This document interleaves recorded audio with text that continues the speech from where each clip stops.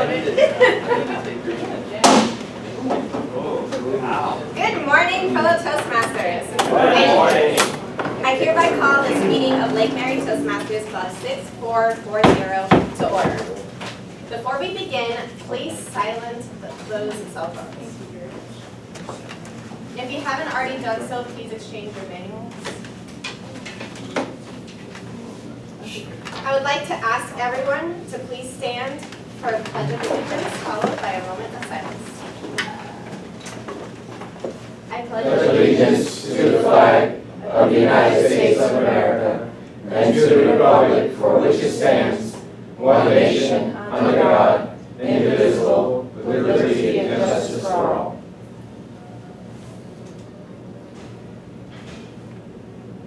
Thank you.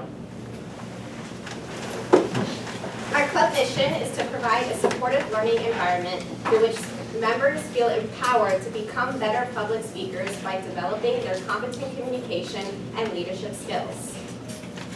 And without further ado, I would like to introduce our Toastmaster for today. I don't have a sheet with me. It's Dana. Dana Mitchell.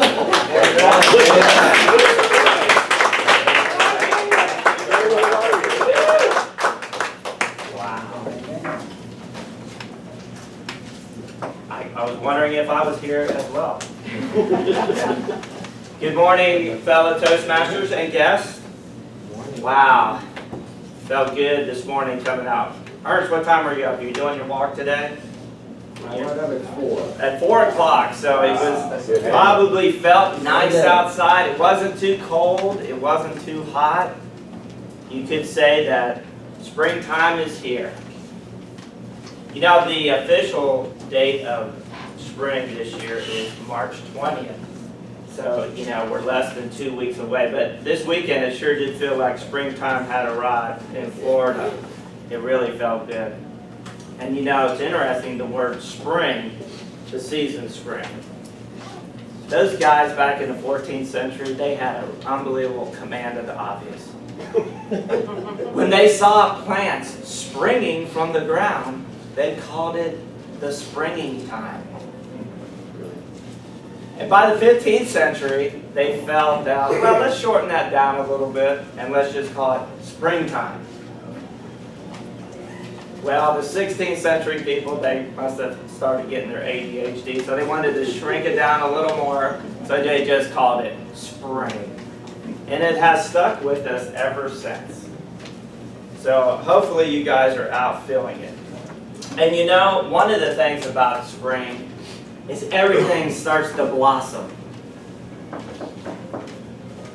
Everything starts to blossom. I mean, everything is vibrant. Everything is colorful. Everything is lovely. And everything is fresh smelling. I'm not talking about the flowers in your garden. I'm talking about the technical table. There it is. So to introduce our technical table for the week, we have our grammarian. Yes, that's me. That is Julia. And it is my role to announce the word of the day. It's blossom. How appropriate. And it means to, thank you. It means to, as a noun or a verb, the flower of a plant, especially one producing an edible fruit.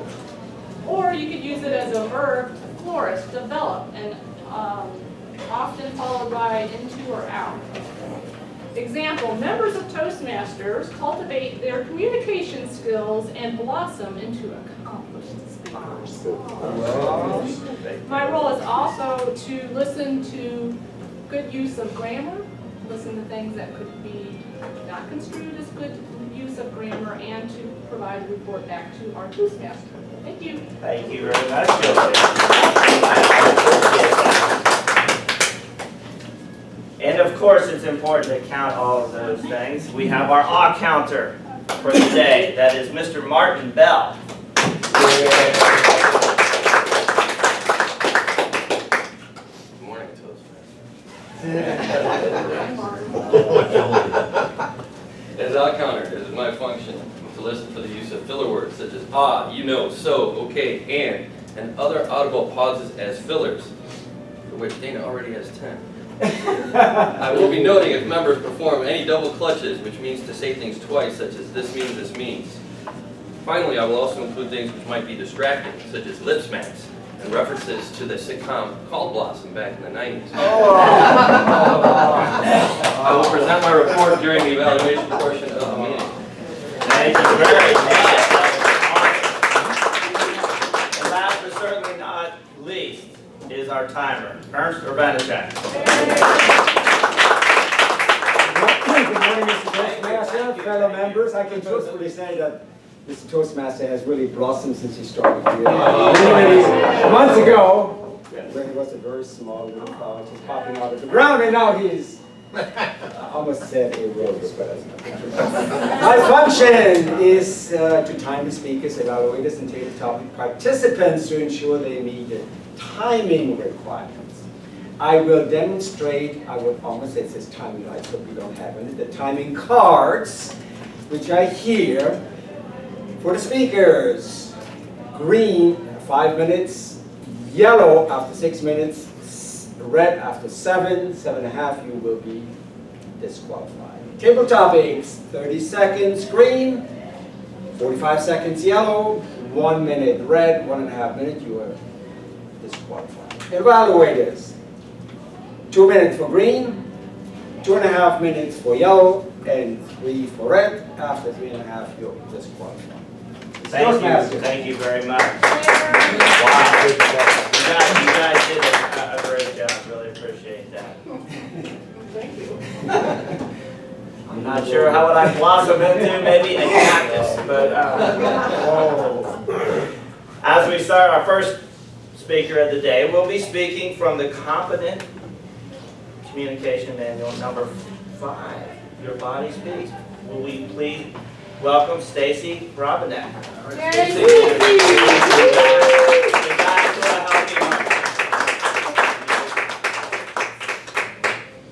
Good morning, fellow Toastmasters. How is everybody? Wonderful. So today is going to be your guide to a healthy heart. So heart disease facts: about 600,000 people die of heart disease in the United States every year. That's 1 in every 4 deaths. Heart disease is the leading cause of death for both men and women. And coronary heart disease alone costs the United States $108.9 billion each year. So, one of the questions I have for you is cholesterol good or bad for your heart? Good man. Good.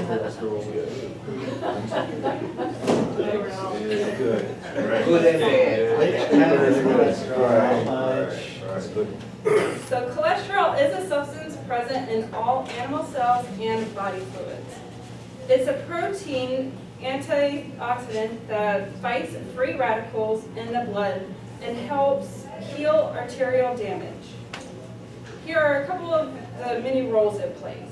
1, each and every cell in the body needs cholesterol for cellular structure. 2, 1/2 of the brain is made up of saturated fat for nervous system functions. 3, saturated fat is needed to make hormones like testosterone, progesterone, estrogen, and others. 4, the lungs cannot function without saturated fat. And 5, saturated fat helps stop inflammation.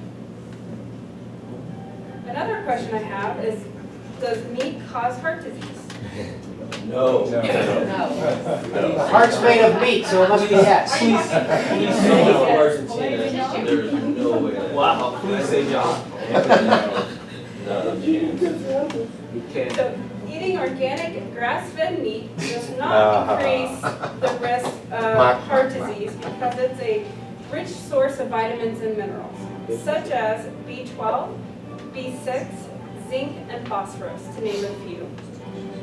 These vitamins and minerals protect the heart and nervous system for function. So how do you prevent heart disease? 1, eating whole unprocessed foods. 2, eating beef, lamb, wild game, organ meat, poultry, and eggs from pasture-fed animals. 3, consume full-fat milk products from grass-fed cows, preferably raw and or fermented, such as raw milk, whole yogurt, kefir, cultured butter, whole cheeses, and sour cream. 4, use animals' fats, especially butter. Butter is good.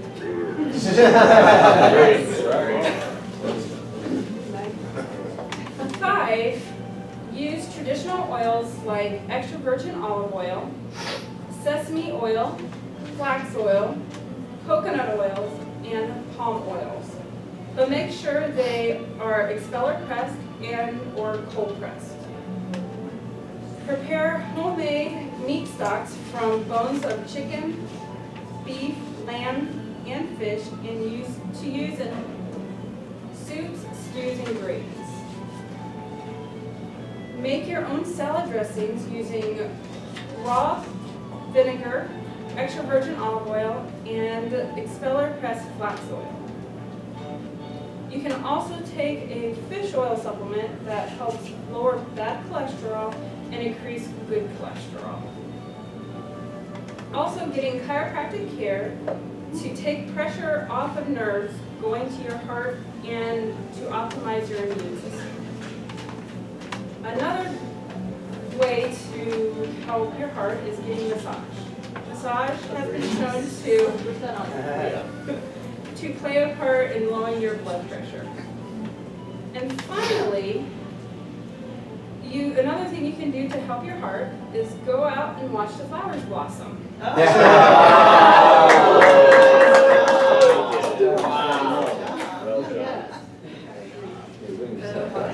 So those are a few things you can do to help your heart. And if anybody needs a chiropractor or massage, I work at a chiropractic office. Done.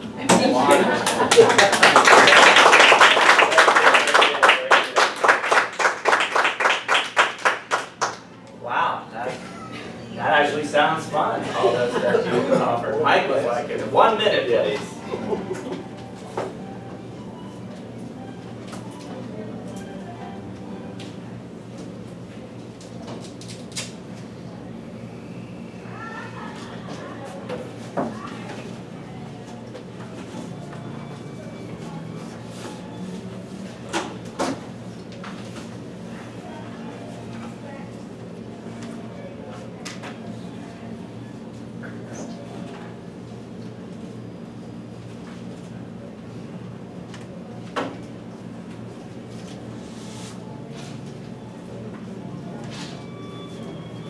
One minute. Thank you, sir. We appreciate that.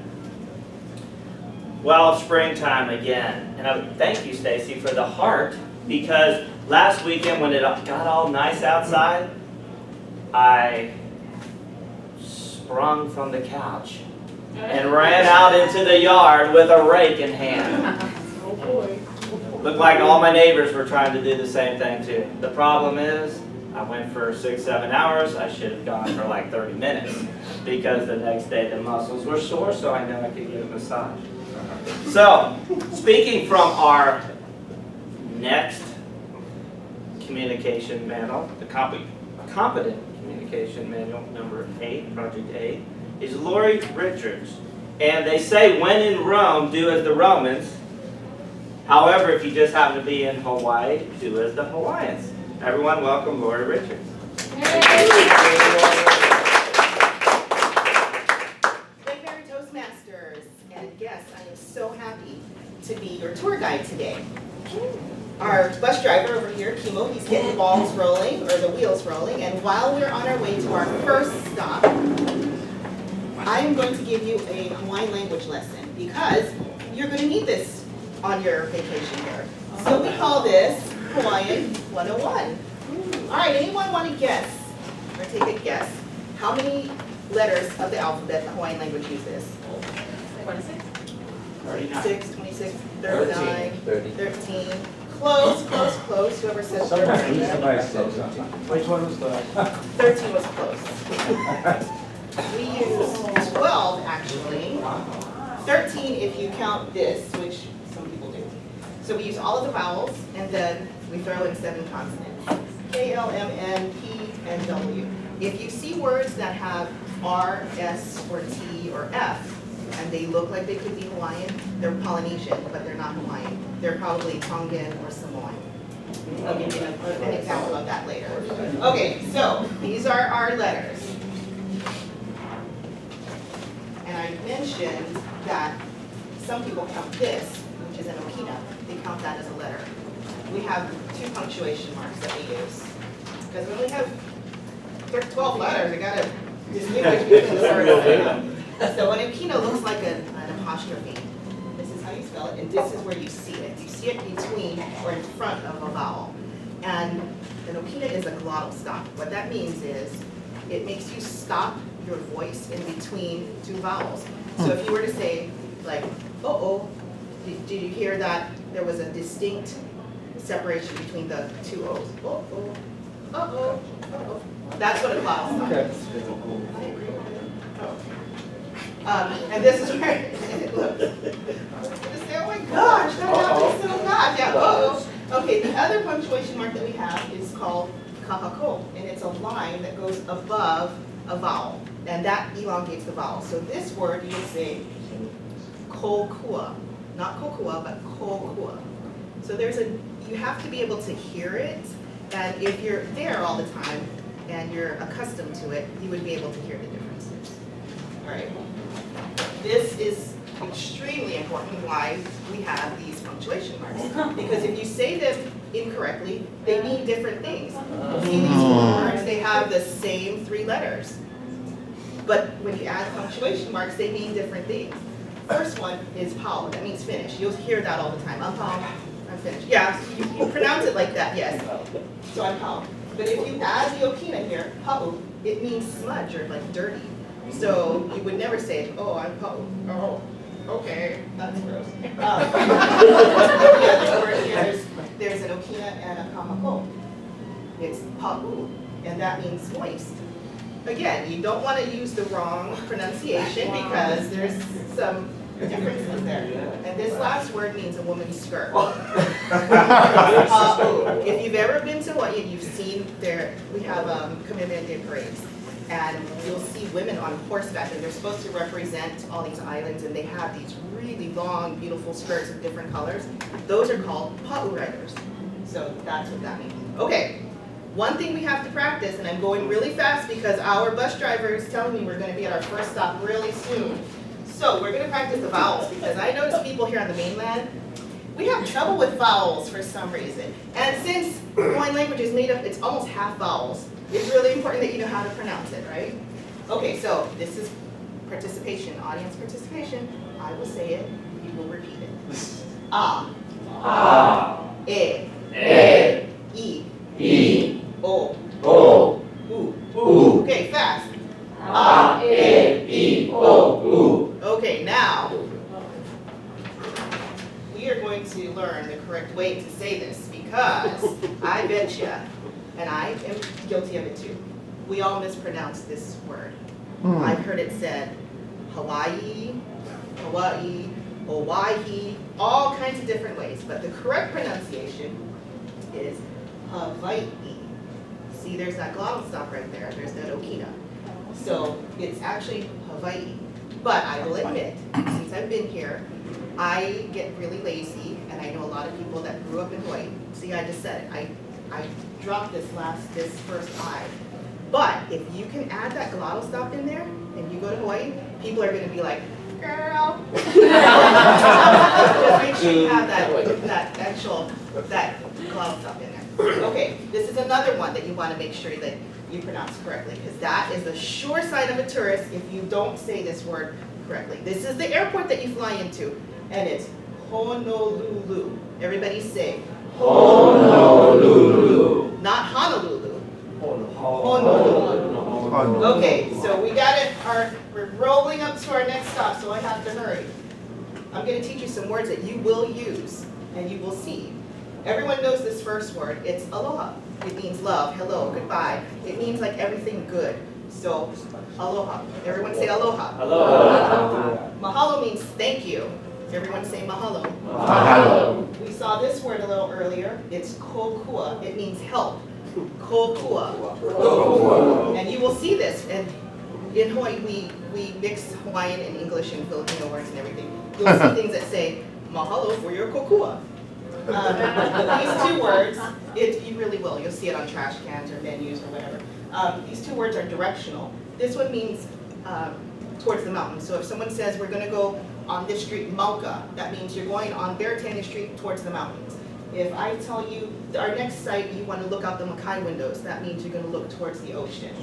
Okay, well, we're going to eat sometime today, and you're going to say everything is ono. That means delicious. Say ono. Ono. All right, these two words you have to know in order to get into the correct bathroom. Kane means male or man. Wahine is female or woman. And Kimo is telling me we're at our first stop, so this Hawaiian language lesson is pau. Everyone grab your things and let's head out of here. Mr. Toastmaster.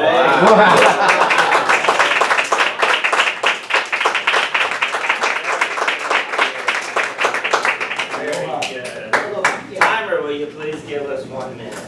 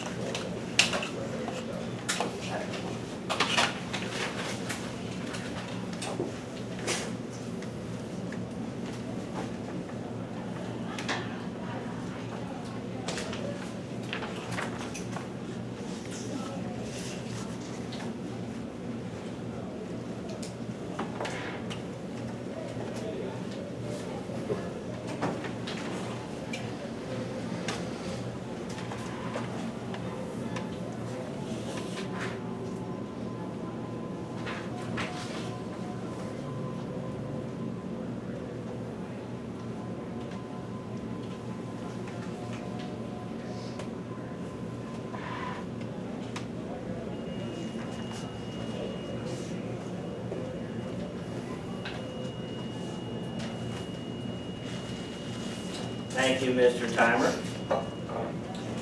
Wow, my pronunciation is going to blossom today. If I can remember some of those words. And actually, thank you for helping with the pronunciation of Honolulu. You know, spring ushers in some good, nice new temperatures. Well, you know, today on March 8th, the average temperature in Honolulu is 81 degrees is the average temperature. Does anyone know anyone from the Ukraine? Yes, the Ukraine. Martin, thank you very much. I know you have someone from the Ukraine in your family. Their average temperature today is 33. Does anyone think there's anyone in this room from Germany? I have no idea. Is anyone here from Germany? The average temperature in Germany today is 45. That's a high. And last but not least, they apparently weren't there in the Middle Ages when they invented the word spring, because in Freetown, Sierra Leone, on March 8th, the average temperature is 91. Come with me. Just skipped it. Glad to bring up to us our third and final speaker of the day, speaking from it's a new manual to inform. Number one is Mike Hughes, a few facts about firearms. Thank you.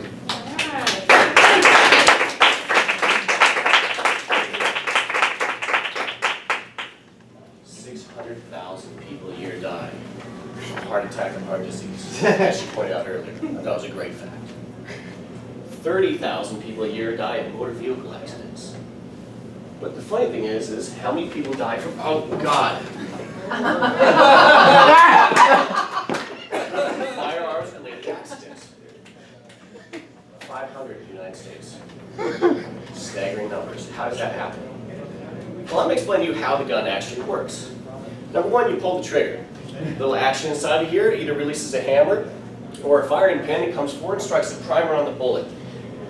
The primer on the bullet is a little chemical compound. When struck, showers the gunpowder with white hot sparks, igniting the gunpowder. Now, does gunpowder burn or explode? Burns. It burns very rapidly, creating high pressures inside the chamber. Now, how high pressures am I referring to? Car tire, 35 psi. Truck tire going down the road, 50 to 75 psi. Oxygen cylinder in a hospital, 3,000 to 5,000 psi. Inside the chamber of a pistol, 20 to 50,000 psi inside that.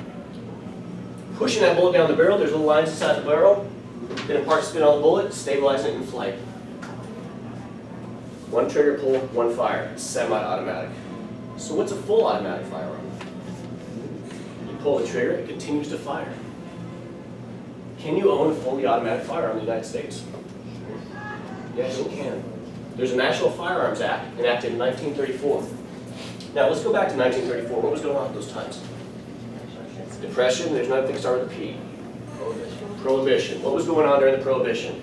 Bootleggers. Who was a famous bootlegger in Chicago? Starts with A and ends with Capone. Good guess. Al Capone had a gun. What kind of gun did Al Capone carry around?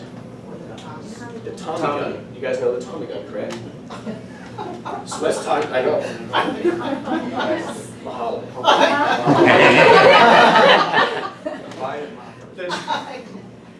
Where did the Tommy gun come to be? Well, the Tommy gun shot a .45 caliber round. You guys may have heard that round before. Actually, that bullet was designed by John Browning. We'll get to it in a minute. The Thompson submachine was developed by John Thompson as a trench sweeper, or we'll just leave it a trench sweeper, for World War I. Now you jump in the trench and you spray and pray. That's where that term came from. Moving forward, he was in full production, the war ended. Well, you businessmen in here and women, what do you do with the surplus? You sell it to the regular populace. They gave it to the police, and then the gangsters picked it up. Believe it or not, you could go to Ace Hardware and pick up a Thompson fully automatic submachine gun for around $2,000. Now, how much $2,000 man was back then, as it is today? Look at your last car, $20,000 to $30,000 is about what it would cost today. Interestingly enough. So yes, you can own a fully automatic Thompson submachine gun in the United States with a $200 tax stamp. Now, how much is that today? Roughly $3,000, but it's still $200 to get that tax stamp. Let's go back a little bit further. Before World War I. John Browning. You guys seen all the rednecks with the deers on their stuff? It says Browning across their stuff. John Moses Browning, very interesting fellow, was a firearms inventor. By the age 13, he designed his first firearm. 13. By the age 24, he had his first patent in firearms. Before he died in the mid-20s, he had over 128 different patents on firearms. 37 are still in use today. The machine guns you see on top of tanks in Afghanistan and Iraq, he designed those back in World War I. But where did that .45 caliber round come from? Let's go further back in history. The Spanish-American War, 1890s. They shot what was, you guys know, was a .38 Special. You've heard that round before, correct? Interesting enough. It did not have enough inertia or stopping power to stop the drugged up individuals coming over the berm during that war. So they turned to John Browning, who was a known inventor at that time, and said, develop us a bullet that's more effective. And that's exactly what he did, came up with the .45 caliber round.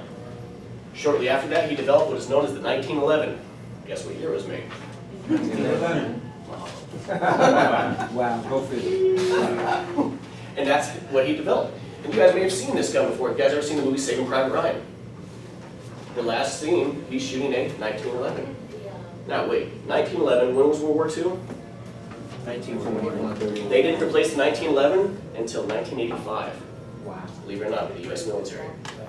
So these old firearms have a long lineage of still being used today. And I wanted to point that out to you and say, how'd they do it back then? How are they so much more safe than we were today? Training, education. So I look to you and I say, get educated. Train your friends and your family. Learn about this. So we have less accidents. Mr. Toastmaster. Thank you very much.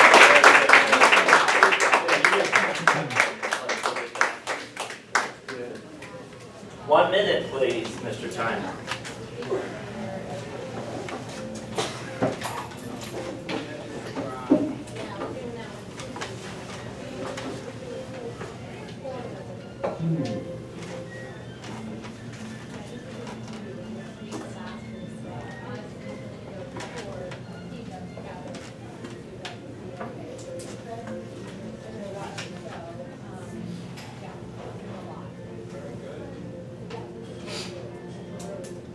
I've never been there, mainly because of proximity.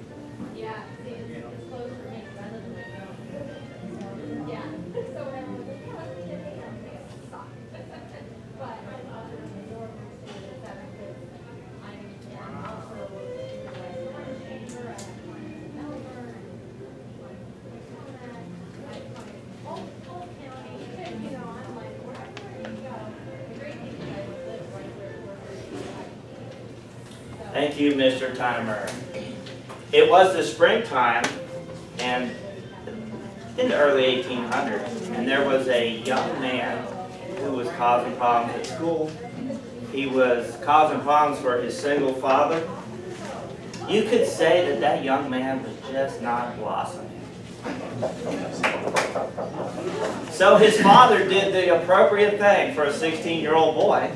He put him on a ship to Calcutta to work to learn how to be a man.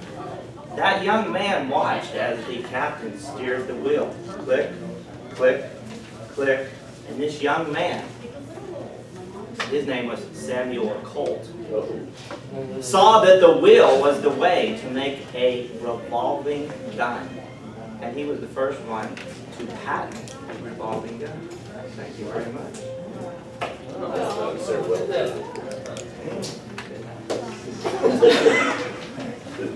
We would like to, again, bring someone that makes us blossom in so many ways with his speech and with his fact.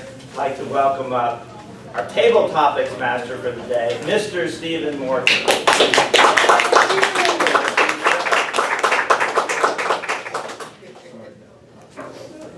Now everyone can get scared.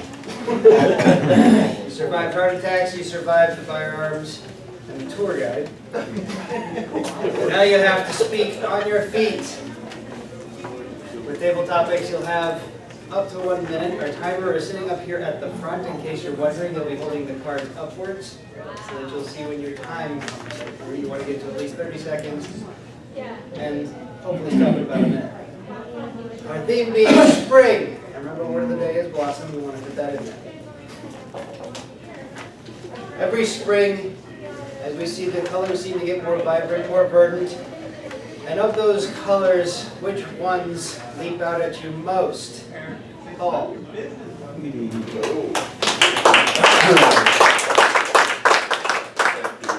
Table Topics Master. Of the spring colors, I guess yellow, the flowers, I think those leap out the most, but not much more to say about that.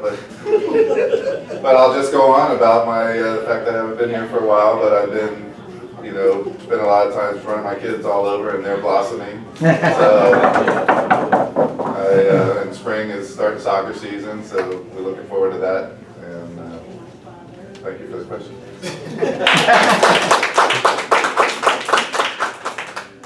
Yes, with the flowers and the blossoms comes the smells, the pollen, and the rest. What is your favorite, most pungent of those smells, Kerri? Yeah.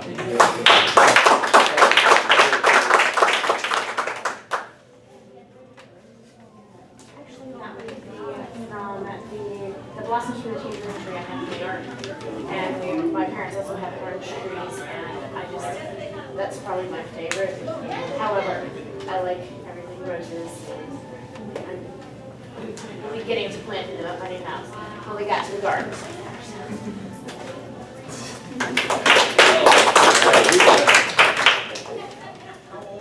Coming this weekend comes Spring Forward as daylight saving jumps forward. How well do you adjust to this time change, Gus? Yeah. Mr. Table Topic Master, fellow Toastmasters and guests, how well do I adjust to the change in time? go to bed early and set your clock, and set them also all around your microwave, your range, everywhere, so that you'll be well adjusted when you wake up in the morning, so that you don't spring forward when you are falling backwards. Mr.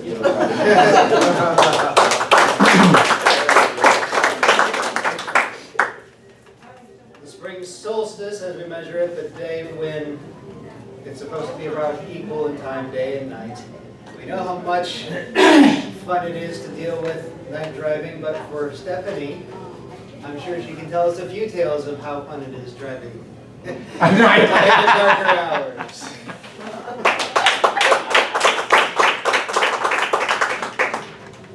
It's not fair to make fun of a person who is somewhat sight challenged in the evening. I tend to go only places that I'm very familiar with, because I have done things like out here on Lake Mary Boulevard, trying to turn on left, gone into the left turning lane, and driven for a while without hitting another car. I guess they back off and they get over when they see me coming, because I can't see the median from that side. So I have to drive with my windows down, regardless of the weather, so I can see corners. I have driven into gas stations thinking that it was a corner. I have gone up on curbs many times and narrowly missed mailboxes because I cannot see, and therefore I tend to stay home when it is dark. Thank you for the question.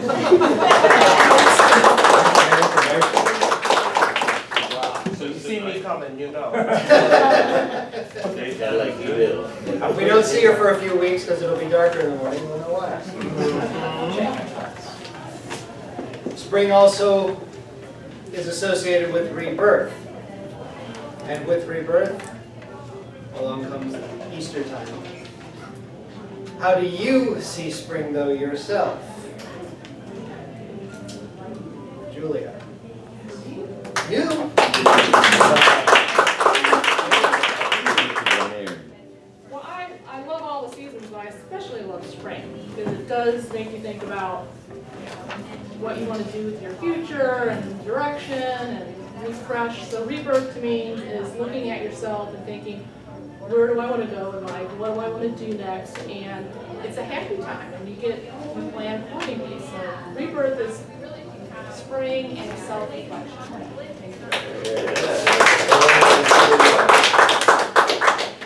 Then you're a Toastmaster, correct?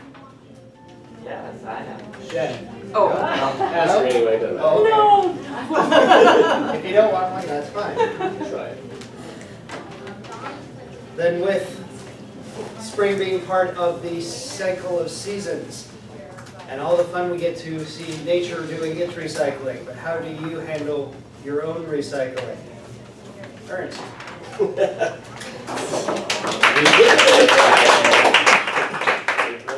Good morning, Mr. Toastmaster from the Toastmasters. I'm a recycling Nazi. Oh, I don't know why that is, but I just, for some reason, have in my mind that I do a lot of charity things and so forth, but I want to make sure that recycling goes in the proper bin. And my wife, she really doesn't care that much. She throws the plastic in the same recycling bin and so forth.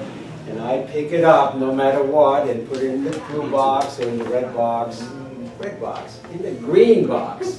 So recycling for sure, I do this all the time. I think it's important. Coming from Germany, we've been recycling for hundreds of years. It's take time. Thank you very much.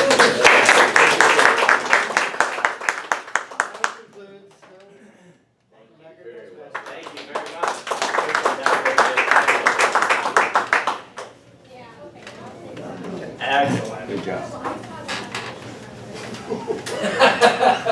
I am blossoming up here that Stephen Morgan and Dana Mitchell actually had the same idea at the end of our table topics as I did concluding today, which was spring is a time of rebirth. And as we look at rebirth, and thank you, Julia, for the wonderful explanation of how you see rebirth. But yes, it's certainly a time of year when we look at rebirth, and Easter is the day that we celebrate those of the faith, that we say we are reborn again. So I ask everyone, looking at your life this year, as Julia so eloquently said, as a time of reflection, what in your lives would be something that you would like to have reborn and to blossom to its fullest potential? I'd like to introduce our General Evaluator, Phyllis Harley.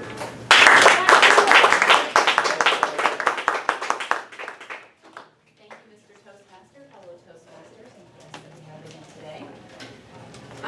I would first like to talk about spring, which is not my favorite time of year. Actually, fall is my favorite time of year. But I do appreciate spring for it being the opposite, the balance of the fall, where we have the equality of our days, we have the opposite of the fall, where we have in fall we're dealing with the decay, which in turn leads to the time for spring, so that we can have the lovely blossoms on all of our plants all around our areas. So we're going to go ahead and get started right into our evaluations. We have James Harris, who is providing evaluation on Stacy Brabenek's couldn't get that right, Guide to a Healthy Heart.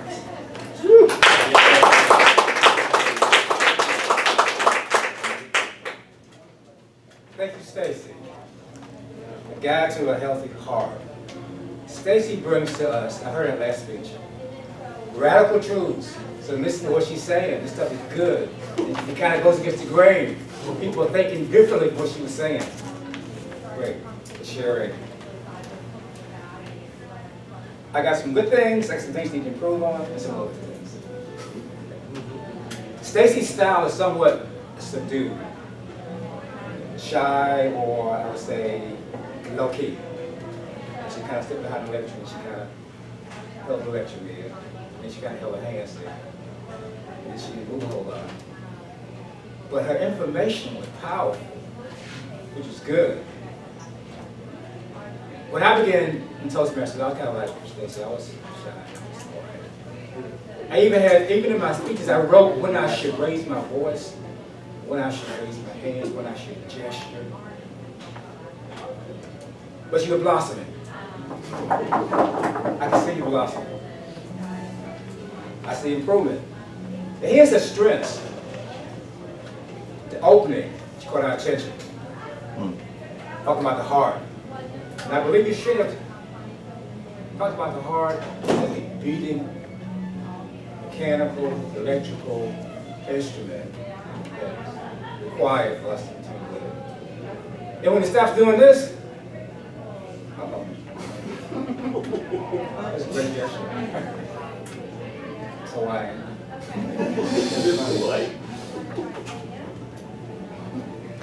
I recommend improving your facial gestures. You can use your mouth, gesture, your eyes, gesture. Use your hands more. Body, shoulders, even legs. Walk around a little bit.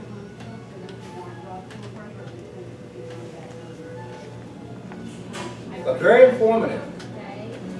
Great information, great audience participation, and my only recommendation is that you just keep up the good work. You're doing a great job bringing this amount of information. It's fantastic. It's informative. It's helping us be healthier. Get a little relaxed. Be more relaxed. Walk from behind your lecture. Use your hands. Use your headboard. Kind of shake around a little bit. Listen up a little bit. I really enjoy it. Thanks a lot.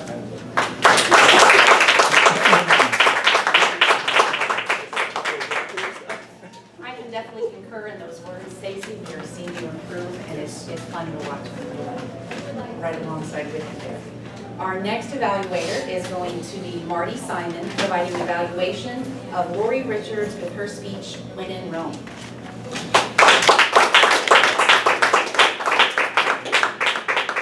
Evaluator, fellow Toastmasters, we had the pleasure once again of having Lori present to us, and it is always a joy to meet. I learned from her to stay calm yet joyful is how I would describe you whenever I see you.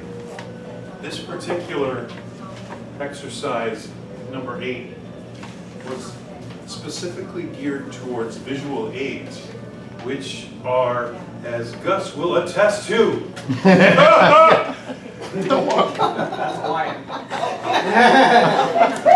Disaster. they can be tricky. You went with the Yes. old school. We like that. No, this is very effective. And it can save you from having to have a plan B, as Gus did. So some of the other things that it also asks is also to make sure that there is a purpose and organization to what you were doing, and you had exactly that. You started out with our bus driver, chemo, and getting the balls rolling, which I wasn't sure where you were going with that until you corrected it. But you kept very consistent with that storyline, and that helped the entire presentation. You also utilized my favorite part of it, the one particular one, if I could find it, that had the same word 4 times with 4 different meanings whenever the name of the Okina. I'm sorry, I didn't write the one important word I needed to write down. If the Okina is in the wrong place, it changes everything, and you can look rather foolish, perhaps. That was a really interesting slide to me, probably the most interesting. Something that I would suggest, because of the time limit, there were actually a lot of slides that you went through, or a lot of charts that you went through, and it tended to speed your story along, and your pacing started to accelerate because you knew how many slides you had to get through, and you saw this wild man flailing his arms about the time. So I would only caution the appropriate amount of time could be spent on the appropriate number of slides. That was the one thing that slightly distracted. And then I have to finish up with, as it asks for, continuation of that wonderful word usage. And I'm just going to say glossin to get it out of the way. But, that is but anytime you can say glottal stop, you got me. Once again, it's always a pleasure to watch you, and this time to evaluate you with that calm, cheerful demeanor that you have. Thank you. Thank you.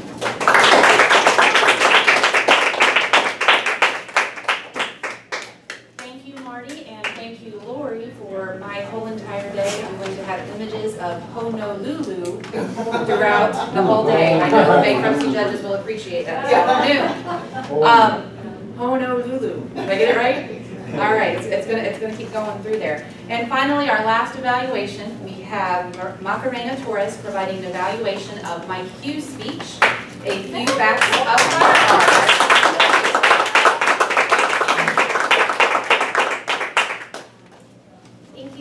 Thank you, Mike. Wow, so Mike began speaking from the Speaking to Inform manual. It was his very first speech from this manual. And was it informative? Yes, it was very informative. Did he start with a strong opening? Yes, especially when he pulled that gun out and almost dropped it. I think that was almost peed. There was a response from the audience, and that immediately grabs not just the front row's attention, but the whole entire audience's attention. Why? Because that is what causes the most accidents, is when people don't know how to properly use a gun, handle a gun, and that's when accidents do happen. It was a very effective opening, so great job. You had an incredible amount of statistics and history, and I'm a huge history geek. I love it. You went back to Al Capone, you really brought that into what's happening now. You're very controlled. When you're speaking, you're very organized throughout your entire speech. One thing I do have to say is slow down. Especially when you're giving statistics and so much information, you want the audience to absorb it. So after every fact that you have, don't take a long pause, just long enough of a pause for the audience to think about it and absorb it. And be like, okay, got it. It allows them to really learn. I loved how you asked questions. Asking questions allows the audience to learn. It really engages them and you hold them in. Mike, with this being your very first speech of a new manual, you've really blossomed into the amazing speaker that you are. And I cannot wait to hear more from you than the rest of the manual. Thank you so much.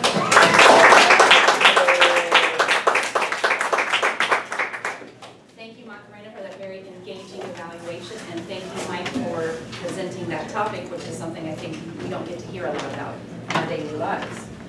Overall, the meeting today, I love the agenda, and I'm loving, as a newer Toastmaster, I'm loving the use of Easy Speak and being able to see everything on the website. I thought the agenda today was excellent, especially with the green on the springtime. I don't know if we had a purpose in setting up the chairs differently, but I actually liked the different flow of this. It was something that is different, and I think it is helping with the seating capacity. If I'm not mistaken, is part of the reason we moved it this way. I've also noticed the last couple meetings I have been here, our banners and the flag being on this right side. I don't know if it's really affecting people sitting here with the sun hitting that way, but to me it helps by having these things, the banners and flag over here, and having the bland background whenever we have our speakers. I don't know if it's just my lack of focus, though sometimes my visual focus sometimes gets construed or gets distracted, thank you, Julia, from the different banners. The transitions today. Dana, you did an excellent job, both you and the speakers, from transitioning from one speech to the next. Ernst, I love that, had not seen that before, that you were giving the Toastmaster the cue by the cards of when our 1 minute for evaluations was up.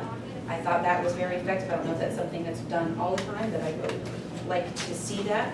And Dana, you had excellent and great references back to the speakers between each speech. So with that, overall, as always, we have great and wonderful and lively meetings, and I will turn that over to Technical table report. I'm sorry, technical table. See, I skipped over something. I will introduce our technical table, and we will start with Ernst, our timer. General Evaluator, fellow Toastmasters. Unfortunately, during the first presentation, my mind was blossoming somewhere. Okay. You're recycling. Unfortunately, Stacy, you had 7 minutes, and I thought that you may have done it at 6:43. I wouldn't vouch for it, but it's just a general guess. Lori, you had 7 minutes, at 6:58. All right, on time. Mike Hughes, if you had slowed down a little bit, you would have passed me a little bit longer, but it was 5 minutes and 37, which was great. Table topics that are all very short. I don't know why it's such great, except for mine. Paul, you had 36 seconds. Kerri, 23 seconds. Gus, 25 seconds. Stephany, 52 seconds. Julia, 29 seconds. And Ernst, 52 seconds. James, speech evaluator, 2 minutes and 49 was James. Right there. Marty, 3 minutes and 21 seconds. And Macarena, 2 minutes and 6. That's my report.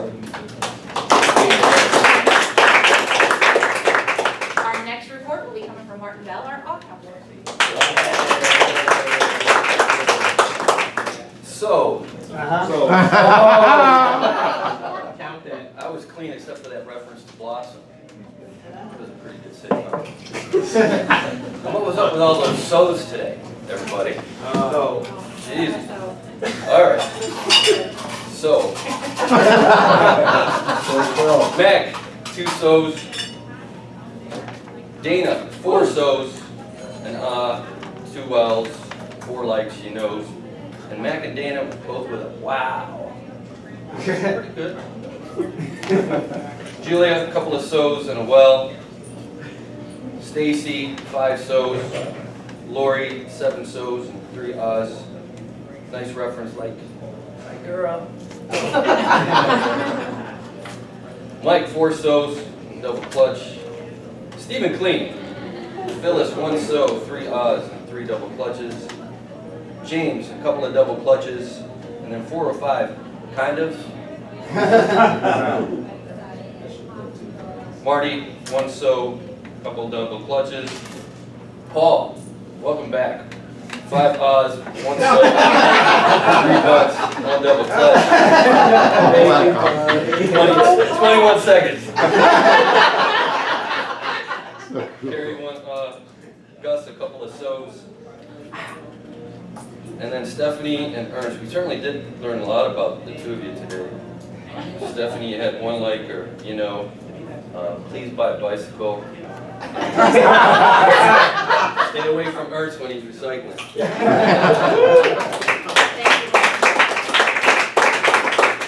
And to round out our technical table, we have Julia Kaufman with our report as grammarian. All right, well, a lot of people used Blossom. I had Dana 5 times, so that spreads out anybody else that didn't. Martin, myself, Stacy, Paul, Phyllis, James, Marty, Mac, and Ernst all used Blossom. If I missed you, you get credit from Dana.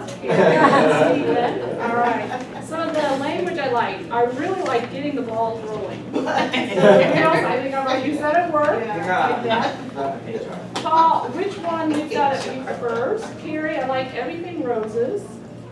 Gus, don't spring forward when you're falling backwards.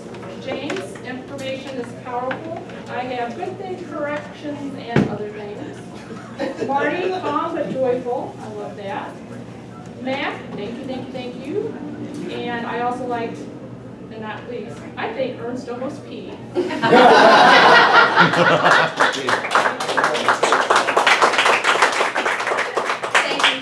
And as I've already done my general evaluation, I believe I am now ready to turn it over to Julia Kaufman, our president. You're back right back up here. All right. All right, we have a few minutes to go over business stuff. Let's start with the agenda. Next week we have Lori as sergeant, as Toastmaster. 3 speakers, Kerri, Mac, and Stephany are all checked off. Dana, you're listed as table topics. Good? Sounds great. Awesome. Ernst, your general evaluator. We have Mike, Phyllis, and Crystal. It's just Crystal as evaluators. I'll be the all counter. Honey is listed as Marion and Stacy Tyler. All right. Now the fun stuff. We have guests. We have invited by Mike, who gets a scratch off. Jen, Jen, tell us about what you thought of our meeting. I'm Jen, I'm a friend of Mike's, and this is my second Toastmasters meeting in 2 days. Yesterday I went to one Norman Beach, across from where I live, and so I only have that to compare it to, but your meetings seem to flow very easily, everything seemed to be very organized, a lot of audience involvement, smiles and laughs, so it's a pleasure to be here. And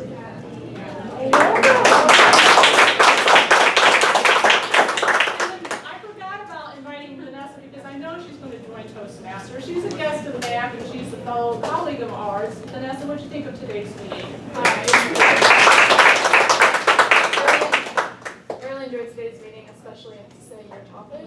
I am fascinated by languages and I recognize a lot of the same vowel sounds in Spanish as in Hawaiian, so thought I had a little easier pronunciation there. But I enjoyed it. I love how the meeting flows and there are a lot of laughs and interesting information. Welcome. Drive. It ends on the 15th. Oh, how are you, Tara? Nina. She's a member. She joined. oh, yeah.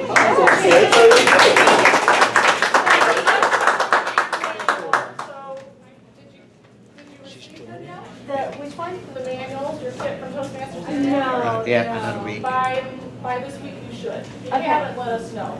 Gus, would you be on top of that? Yes, I do. We have, so the membership drive is coming to an end. We have another week, so let's make sure you bring any guests in, so you have an opportunity to get in a drawing to get some dues for this next 6-month period. Speaking of dues, Ernst, what's the update on our dues? Well, we just received 1, 2, 3, 4, 5, 6, 7, Dang. 8 Wow. checks. Wow. We have 4, 5, so we have 13. We need 7 more to get a ribbon. 7 more by the 10th. 10th of This one? By today, really. By today? The 10th is Thursday.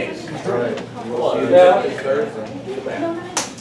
I understand, but you know, I live in Garrett, so you can give it to me. I'll pick it up from you anywhere you are. I can send a reminder email out. You have not paid yet, so I appreciate if you bring in money. Be careful, he's a check Nazi too. Yeah. All right, dues are due. Thank you, Ernst. Gus?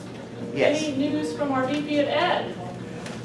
We want to encourage those who are already making progress in their speeches. We have the new members who want to really get their icebreakers. So we have one in 2 weeks' time. But the others, if we're going to send it out, and Stephen will work with me. I'll be out for 2 weeks, 2 meetings. But Stephen will help me so that we can have the new people do that. How many brought your competence leader today and communicator? All right. Make sure you bring those to every meeting. And finally, have conversation with your mentors, those who are assigned to you to see what you're learning about the club, the program, the leadership, and other things around. And in that way, you will blossom.